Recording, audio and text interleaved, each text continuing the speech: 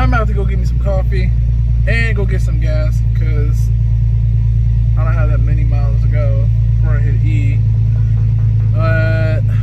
Hopefully later on this week I will be getting my clutch and pressure plate installed. I already ordered the fluid off of Z1. I really like that one. I'm pretty sure there's probably no difference. I mean, correct me if I'm wrong, but I ordered that. That should be coming in. Once that gets in, I don't know if I have to set an appointment or get with them and see if they're able to do it that same day.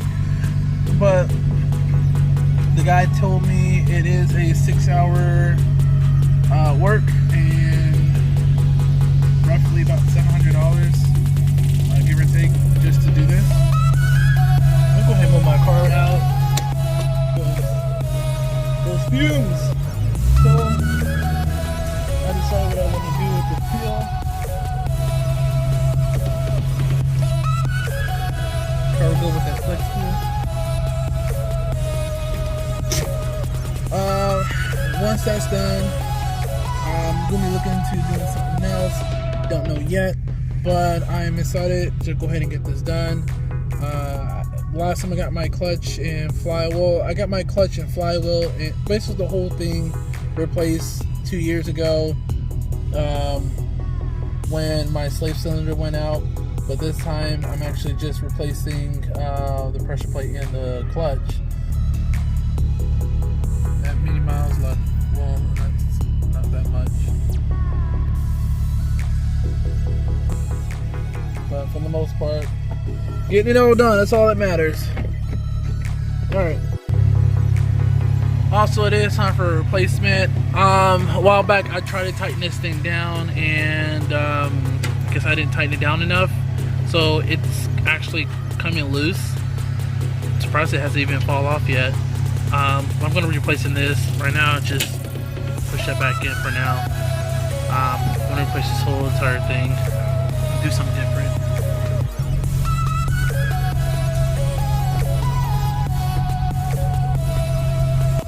Alright, so far I'm enjoying the clutch. I'm actually noticing that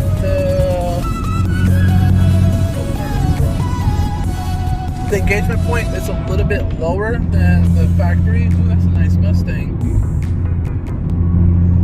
It's a 5.0. So the engagement point is a little bit lower than the factory, and because I want to say the OEM is like about midway, maybe on the high note, but for the most part, the engagement point is very good.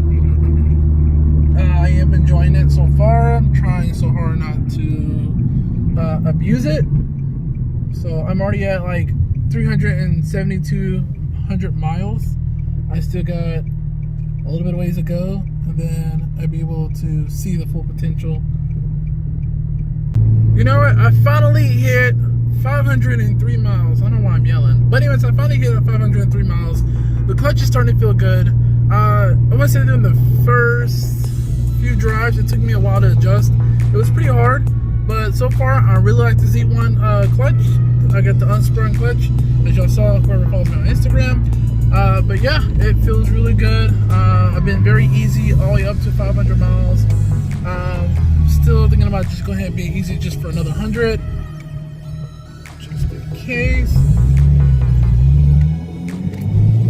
But I mean, the engagement point and everything it feels really good. Now I feel like I could shift faster and not worry about that that slow, like trying to. Anyways, I don't feel like I have to slowly lift up on the clutch as much, but it still catches on very smooth. There's no jerkiness, there's none of that. Even comes down to a downshift, I love the clutch and pressure plate. And I kept the flywheel the same. I honestly didn't feel like I needed to change it, because I know I got it changed as of about 2 years ago in 2018.